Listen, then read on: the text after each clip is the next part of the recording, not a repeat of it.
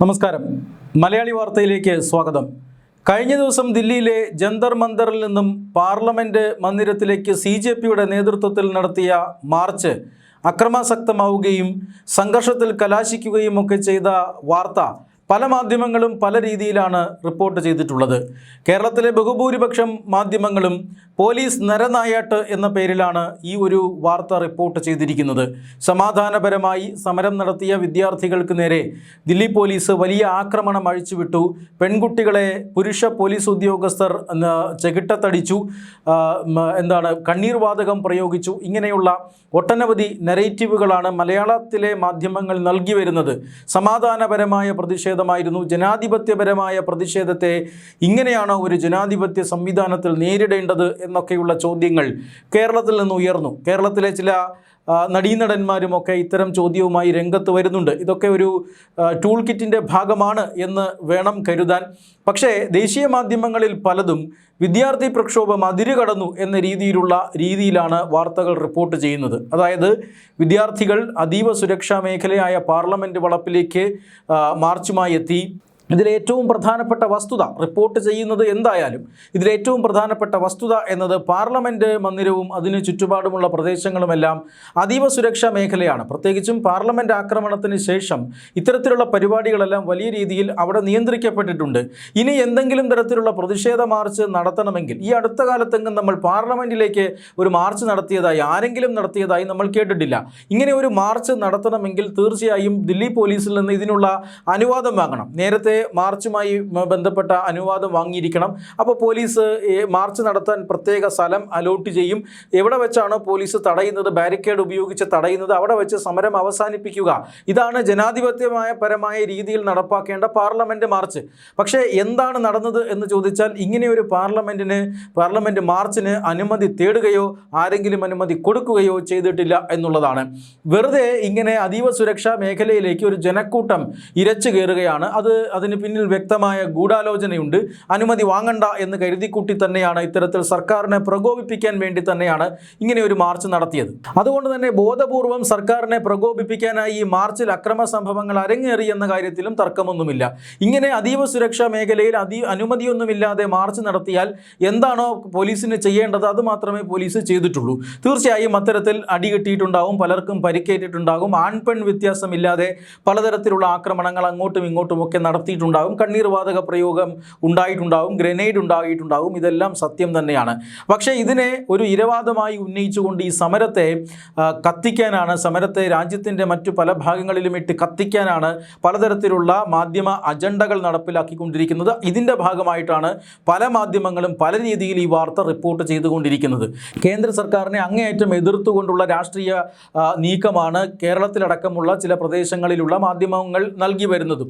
എന്തായാലും വസ്തുത ഇതിന് രണ്ടിനും ഇടയിലാണ് എന്നുള്ളതാണ് ഏറ്റവും പ്രധാനപ്പെട്ട കാര്യം. ഇതിൽ നമ്മൾ നിഷ്പക്ഷമായി ഈ വാർത്തയെ ഉറ്റുനോക്കുന്നവർ കാണേണ്ട ഒരു കാര്യമുണ്ട്. ഇന്ന് 2 കോടതികളാണ് ഇതുമായി ബന്ധപ്പെട്ട ഹർജികൾ, അതായത് സമരാനുകൂലികൾ നൽകിയ ഹർജികൾ എടുത്ത് തോട്ടിലെറിഞ്ഞിരിക്കുന്നത്. അതായത് പോലീസ് അക്രമം നടന്നുവെന്നും പോലീസ് അക്രമത്തിനെതിരെ കോടതി ഇടപെടണമെന്നും പോലീസ് അതിക്രമത്തിൻ്റെ ദൃശ്യങ്ങൾ നമ്മുടെ കയ്യിലുണ്ട് എന്നും ഇത് അടിയന്തരമായി ഈ ഹർജി കേൾക്കണം എന്നുമൊക്കെ ആവശ്യപ്പെട്ടുകൊണ്ടാണ് ഇന്ന് സുപ്രീം കോടതിയിൽ സമരാനുകൂലികളുടെ ഒരു ഹർജി എത്തിയത്. അതായത് കേന്ദ്ര സർക്കാർ സമരം ചെയ്യുന്ന, ജനാധിപത്യപരമായ സമരം നടത്തുന്ന വിദ്യാർത്ഥികൾക്ക് മേൽ കുതിര കയറിയിരിക്കുന്നു.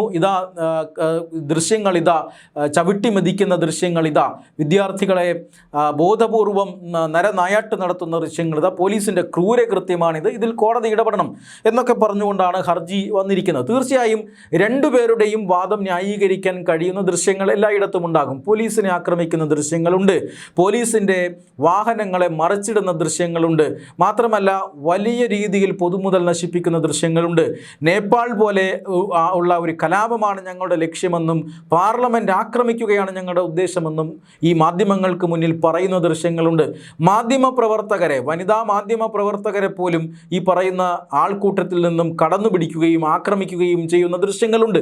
മാത്രമല്ല പോലീസ് തിരിച്ച് അങ്ങോട്ട് ആക്രമിക്കുന്ന ദൃശ്യങ്ങളുണ്ട്, പുരുഷ പോലീസ് പെൺകുട്ടികളെ ആക്രമിക്കുന്ന ദൃശ്യങ്ങളുണ്ട്, കർശനമായ നടയടി പോലെയുള്ള അടി കൊടുക്കുന്ന ദൃശ്യങ്ങളുണ്ട്. ഇതെല്ലാം രണ്ടു ഭാഗത്തിനും തങ്ങളുടെ സ്വന്തം വാദം ന്യായീകരിക്കാൻ കഴിയുന്ന ദൃശ്യങ്ങളുണ്ട്.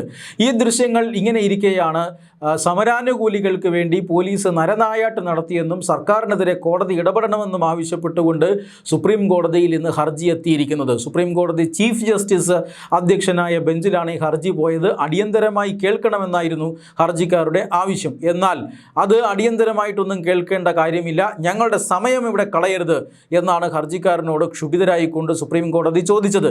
മാത്രമല്ല ആ സമയം തന്നെ ഹർജിക്കാരൻ വ്യക്തമായ ദൃശ്യങ്ങളുണ്ട് എന്ന് സുപ്രീം കോടതി അറിയിക്കുന്നു. ഈ ദൃശ്യങ്ങളൊന്നും കാണാൻ ഞങ്ങൾക്ക് സമയമില്ല എന്ന് സുപ്രീം കോടതി ഹർജിക്കാരനോട് പറയുകയും ചെയ്തു എന്നുള്ളതാണ്. അതായത് കർശനമായിട്ടാണ് സുപ്രീം കോടതി ഇത്തരം ഹർജികളെ നേരിട്ടത്. സമരത്തിന് ഒരു പബ്ലിസിറ്റി കൊടുക്കാനായിട്ടാണ് സുപ്രീം കോടതിയിൽ ഇത്തരം ഹർജികളുമായി വരുന്നത്. ഇതുവരെയും സർക്കാർ ആ സമരത്തെ മൈൻഡ് ചെയ്തിരുന്നില്ല, സർക്കാർ ഈ സമരത്തിൽ ഇടപെട്ടിരുന്നില്ല. സുരക്ഷ അത് പ്രശ്നമായപ്പോഴാണ് സർക്കാർ ഇടപെടുന്നത്, അതും കോടതി വിധി പ്രകാരമാണ് ഇടപെടുന്നത്. അതുകൊണ്ട് തന്നെയാണ് ഇപ്പോൾ ഹർജി ഈ കോടതി പരിഗണിക്കാതിരിക്കുന്നത്. ഇത് വരട്ടെ, സമയമുള്ളപ്പോൾ പരിഗണിക്കാം എന്ന് പറഞ്ഞ് ഹർജി മാറ്റിവെക്കുകയായിരുന്നു. അല്ല, ഇപ്പോഴേ പരിഗണിച്ചേ പറ്റൂ എന്ന് ഹർജിക്കാരൻ വാദിച്ചു. വെറുതെ സമയം കളയരുത് എന്ന് ഹർജിക്കാരനെ പറപ്പിക്കുകയാണ് സുപ്രീം കോടതി ചെയ്തിരിക്കുന്നത്. ഇതേ രീതിയിൽ സമാനമായ ഒരു ഹർജി ഇന്ന് ദില്ലി ഹൈക്കോടതിയിലും വന്നിട്ടുണ്ട്.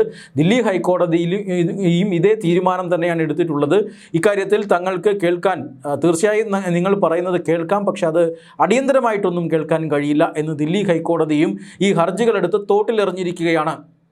അതായത് രണ്ടു ഭാഗവും തങ്ങളുടെ ഭാഗത്താണ് ന്യായം എന്ന് പറഞ്ഞ് പ്രചരണം നടത്തുമ്പോൾ, അല്ലെങ്കിൽ തങ്ങളെ ആക്രമിക്കുകയായിരുന്നു എന്ന ഇരവാദം മുഴക്കുമ്പോൾ എന്താണ് വസ്തുത എന്ന് അറിയാൻ ആഗ്രഹിക്കുന്നവർക്ക് ഒരു വെളിച്ചമായി മാറുകയാണ് ഈ കോടതി വിധികൾ എന്ന കാര്യത്തിൽ തർക്കമൊന്നുമില്ല. തീർച്ചയായും ഇത് പബ്ലിസിറ്റി സ്റ്റണ്ടാണ് എന്ന് കോടതികൾ മനസ്സിലാക്കിയിരിക്കുന്നു. ഈ സോനം വാങ്ചുക്കിൻ്റെയൊക്കെ നേതൃത്വത്തിൽ ഈ പറയുന്ന നിരാഹാര സമരമൊക്കെ നടക്കുന്ന സമയത്ത് ആരും തിരിഞ്ഞു നോക്കിയിരുന്നില്ല, സർക്കാർ അതിനകത്ത് ഇടപെട്ടിരുന്നില്ല. ഏറ്റവും ഒടുവിലായി ദില്ലി ഹൈക്കോടതി അയാളുടെ ആരോഗ്യനില വഷളായിട്ടുണ്ട്, എടുത്ത് ആശുപത്രിയിലേക്ക് മാറ്റൂ എന്ന് പോലീസിന് നിർദ്ദേശം നൽകുമ്പോൾ മാത്രമാണ് ദില്ലി പോലീസ് അവിടെ ഇടപെടുകയും സോനം വാങ്ചുക്കിനെ എടുത്ത് ആശുപത്രിയിലാക്കുകയും ചെയ്തിട്ടുള്ളത്. പാർലമെൻറ്റ് മാർച്ച് അത് അക്രമാസക്തമായപ്പോഴാണ് കുരുമുളക് സ്പ്രേ അടക്കം പോലീസിന് നേരെ പ്രയോഗിച്ചുകൊണ്ടുള്ള കല്ലേറ്, അതുപോലെ തന്നെ ആയുധങ്ങൾ കൊണ്ടുള്ള ആക്രമണം, ഇതെല്ലാം ഉണ്ടായപ്പോഴാണ് തിരിച്ച് പോലീസ് ആക്രമിച്ചത്. ഹൈ സെക്യൂരിറ്റി സോൺ ക്ലിയർ ചെയ്യുന്നതിൻ്റെ ഭാഗമായിട്ടാണ് പോലീസ് ആക്രമണം നടത്തിയിട്ടുള്ളത് എന്ന് ദൃശ്യങ്ങളിൽ തന്നെ വ്യക്തമാണ്.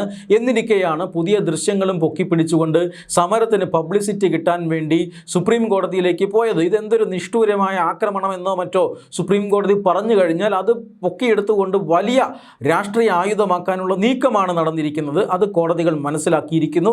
ഇപ്പോഴിതാ രണ്ട് കോടതികൾ ഈ ഹർജി, ഈ പോലീസ് നടപടി ക്രൂരമാണ് എന്ന് ആരോപിച്ചുകൊണ്ടുള്ള ഹർജികൾ അടിയന്തരമായി കേൾക്കണമെന്ന ആവശ്യം ഇപ്പോൾ തോട്ടിലെറിഞ്ഞിരിക്കുന്നത്.